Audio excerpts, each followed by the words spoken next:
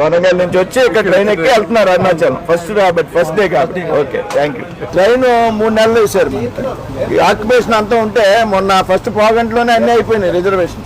First అంటే అంత demand ఉంది ఏరియా నుంచి. అరుణాచలం అమ్మ అందరూ ఎక్కువ వెళ్తుంటారా? వెళ్తా ఉంటాం కానీ ఫస్ట్ టైం వెళ్తున్నారు, కొత్త ట్రైన్ ఎక్కి వెళ్తున్నారు. Okay, congratulations. ఎక్కడ? తిరుపతి అమ్మ. ఎక్కడ మీరు?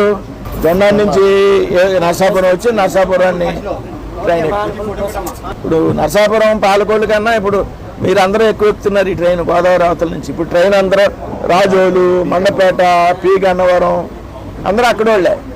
అంటే వాళ్ళు కూడా అంత సౌకర్యంగా ఉంది ట్రైన్. మీరు రాజమండ్రి వెళ్ళాలి, లేకపోతే కాకినాడ వెళ్ళాలి, డైరెక్ట్ మీరు రాత్రి 11ంటికి తిరుపతి వెళ్ళిపోతారు. రేపు పొద్దున్న 5ంటికి పడుకుని లేచేటప్పటికి డైరెక్ట్ అరుణాచలంలో ఉంటారు.